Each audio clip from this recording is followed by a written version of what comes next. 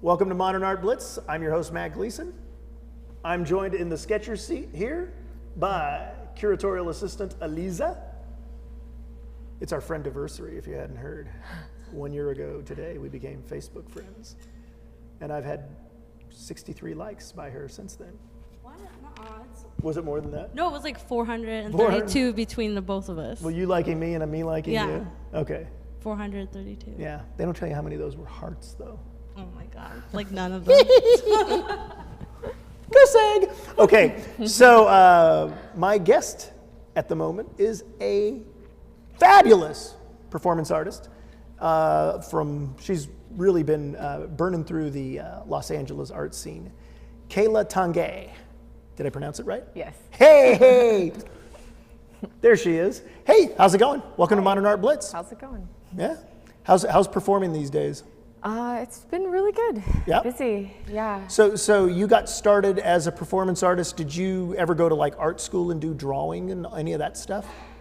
No. No? I never finished any art school. Any art school. I went to school for special effects makeup. Oh yeah? I did. I graduated from cinema makeup school, but I started mostly doing photography. Oh. And then, it just evolved because I like the performative aspect of it. You like performing?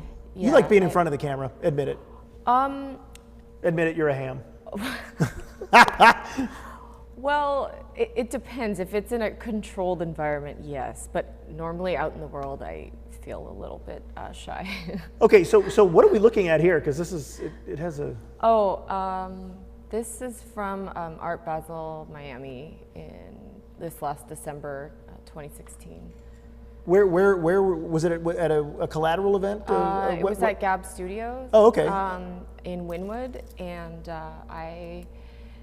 my friend, who's an amazing welder, and he does these incredible sculptures.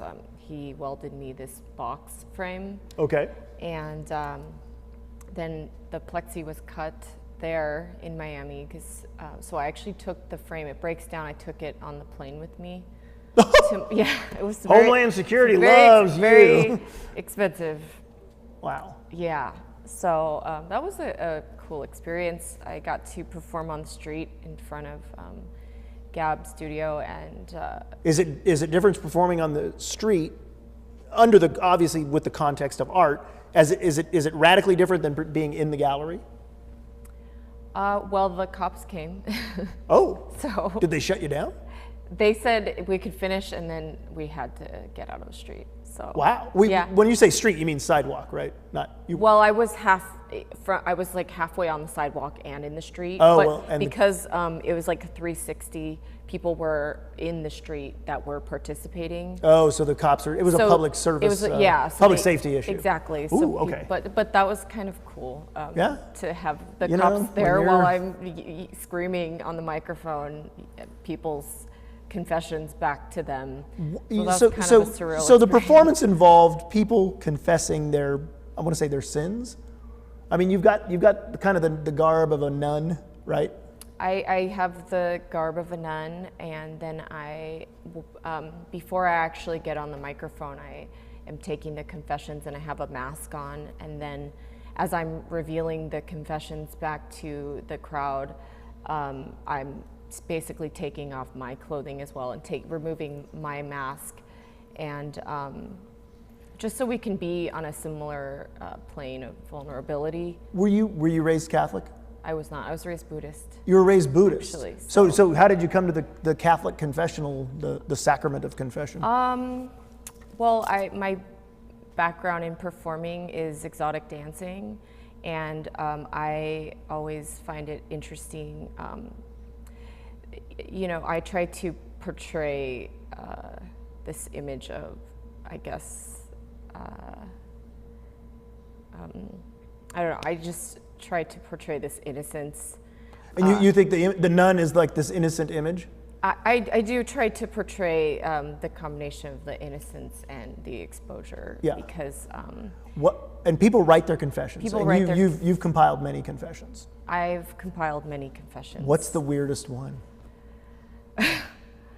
Well, there's a range, but I mean, I don't necessarily think any of them are weirder than the other, and are, you know, they just are very different. I would say I had some pretty intense ones, like some of the most intense ones I think I've ever had were in this performance. In Miami? In Miami. So people in Miami have better confessions, hotter, it's a hotter, sexier city? Of course they're gonna have hotter, sexier confessions, right? Maybe, I mean, some of the ones that were, you know, shocking, I guess, more shocking to me were in Miami. Wow. So let's see what else, because we've got a couple of your performances documented here. Where and when was this? This was at the Art Walk in downtown LA. Oh, wow. Is that paper you're laying on? Yes, LA Theater Group. Okay. It was in the lobby. And are those confessions around you? These are a form of confessions. Oh. I asked people to tell me a way in which their boundaries were crossed, because I like to just explore different questions, and you know, we all know what it's like to have our boundaries crossed. It could be emotional, physical. Except there's some people with no boundaries, so. Well, I'm one of those people that are figuring out what my boundaries are, and I've had my boundaries crossed because I was unaware of what they were to begin with. And so this is kind of a form of the confession pieces. So instead of having a box around me, like I just had a giant piece of paper with black tape to represent people having to cross over the tape to actually put the confessions or the notes into the box, and then I wrote them on the large paper on the ground so everyone could see. And I'm actually formatting this into a performance piece with a musician and a woman, a friend of mine, Caroline, who does sign language, and there's Rowan, who's a cellist, and then. So this is not the only time this will have taken place. Yeah, this is evolving into. So you like to do a performance and then do the same performance in some other capacity in a different location. I like to give life to the stories that people tell me, because I think they're important, and they're pretty intense. They're too. really so, intense. Yeah, I can't say it enough. They're things that we can all relate to. So I like to give a new life to these stories. So, in a respectful way. And this was in downtown LA, you said? This was in downtown LA. What year was this? 2016. Okay, now where was this? This was at your gallery. This was in the back room of Coagula Curatorial. This was right before I left, actually, to Miami. Okay. I had to close this down, but the cops did not shut this down. So I think the cops in Chinatown, if they had known this was happening, they'd have just brought their friends. So, so what now? On the wall behind you is the papers. Tell me what's on the papers. So, like I said, I like to collect these and then make different art. Like I've made zines. My friend did a little film where he that was projected on the wall of these notes. But this is basically all the notes I've collected over 2 years. Of confessions? Of confessions. And you get these at your live shows?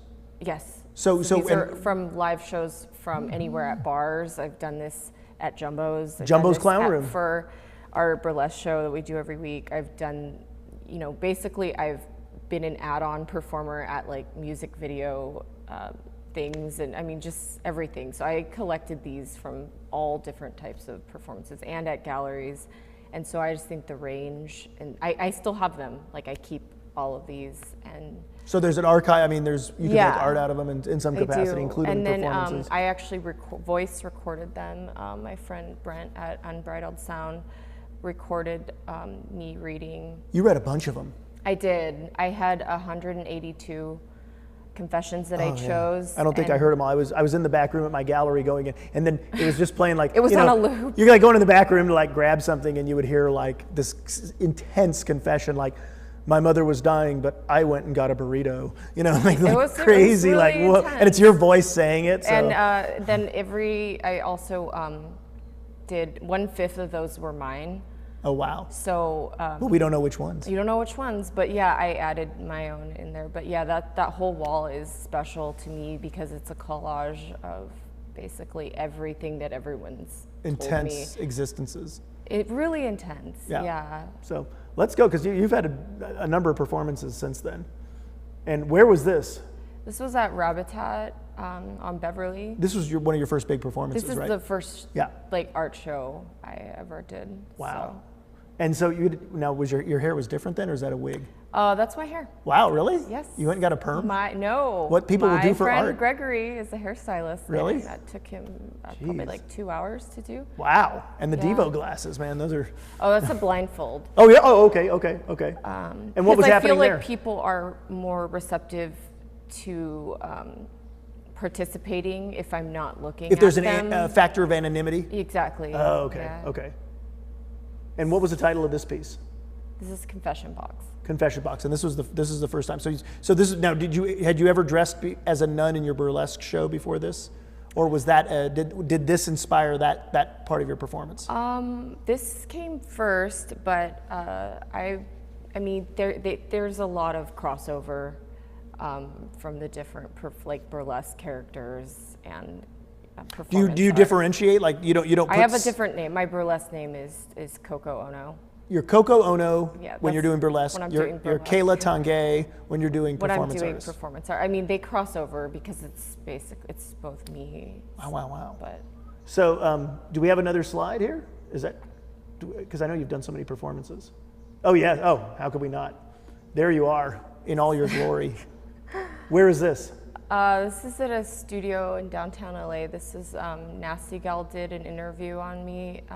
Oh, so this was just a photo shoot for a promo? This is a photo shoot for their blog Nasty Galaxy, and they asked me to do my burlesque characters. And since this is a crossover one, I brought all the notes, and they photographed me throwing them in the air. Great.